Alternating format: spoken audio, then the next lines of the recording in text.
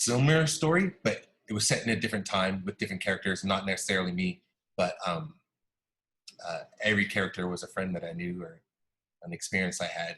She's like, no, more personal. I was like, I don't know if I can do this at all. And she talked me into it. She said that that would be okay. And well, I was worried that thinking about this stuff would send me in a tailspin, and I didn't want to do that at all. I just wanted to make cool stuff. I didn't want to make personal stuff. Yeah, after a while, I found that I was actually okay, and that it was actually fun, and I just kept going with it. But there's so that story is actually the middle. We're trying to get funding for a pre-episode. I don't know what it's called. A story before that, and then it'll be a story after that. And I think I'll be done with that part of my life, hopefully, and then I can move on to cool things again.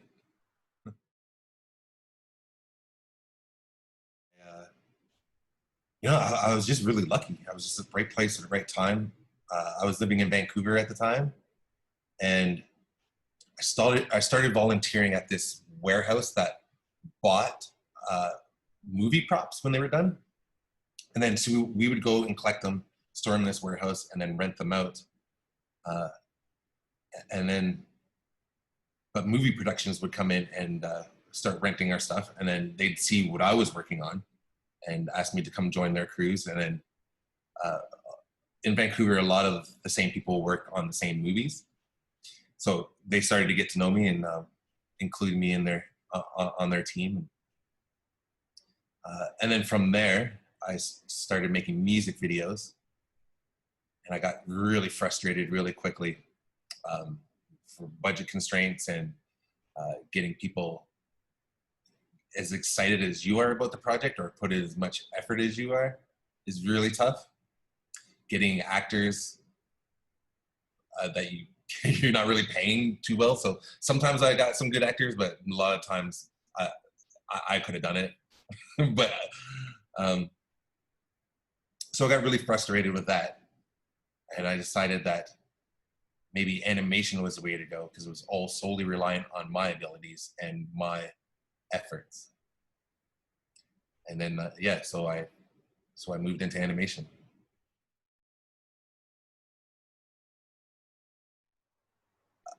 In 2010, my wife had died, and I was really lost. And I had, maybe the year previous, I had met a carver on the island, and I kept trying to get him to apprentice me, and he kept refusing. He wasn't in a place himself to do that. And plus I was outside their culture, and it's really unlikely that someone outside of their nation is going to get taught their style. And then after she died, I was just going to keep walking north until I couldn't walk anymore. And he was on the way on my trip, and he saw that that I was in trouble, and he took me in. There was two of them, Phil Ashby and Lionel Samuel. Phil was more of a cedar carver, and Lionel, he carved argillate almost exclusively. But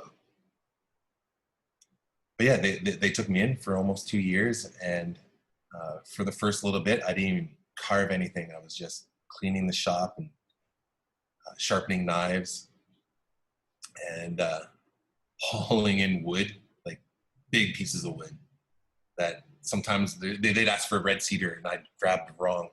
I'd grab like yellow cedar, and it would take all afternoon to drag it out of the bush, and they're like, no, you gotta put that back and get the right one. So I'd have to do that. Yeah, it took a really long time of them just making fun of me a lot too. They'd joke all the time, and they just wanted to see how committed I was, I guess. And I wasn't going anywhere. That was it was a tough time, but without those two, I don't know if I would have made it without their guidance at all.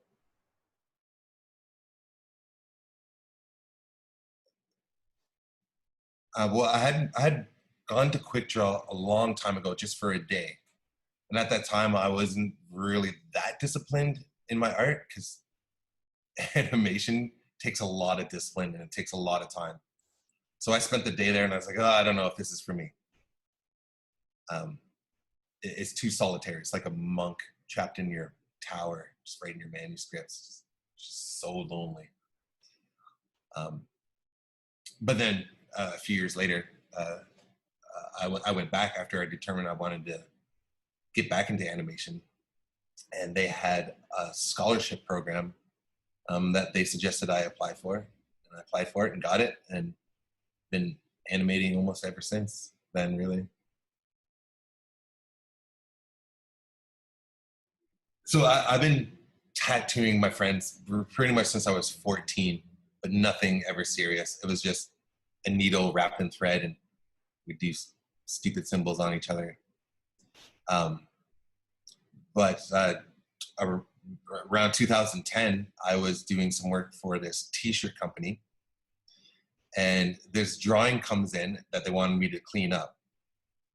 And it was a Hell's Angels patch, and I had no experience with Hell's Angels or anything like that. So I cleaned it up and I signed my name to it because it was my artwork.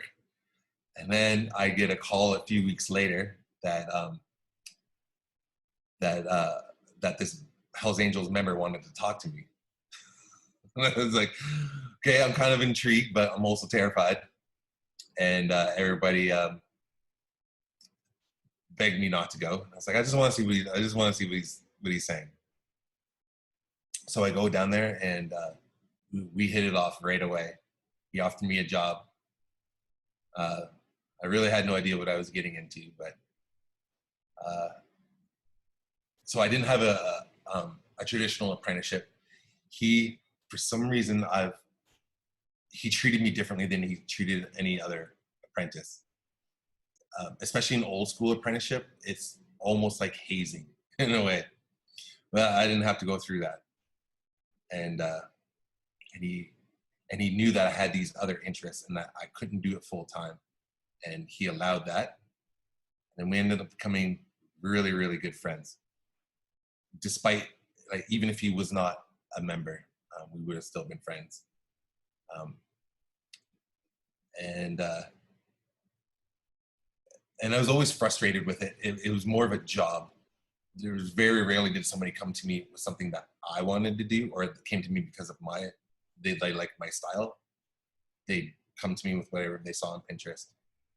I was getting really frustrated, and then and Johnson died a few years ago, two years ago now, and his wife was left to take over the business, and I stayed and helped her as much as I could.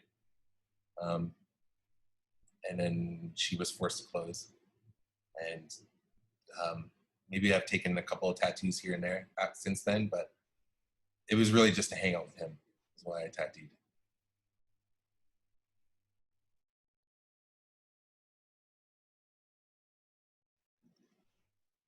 Probably the best thing someone could do is just commit and just make up your mind that that's what you're going to do, and no one's going to change your mind about that. There are some times where where I felt I've had these interests and I didn't understand the level of commitment involved, and then I'll retreat, do something else, and then come back later when I have a better understanding.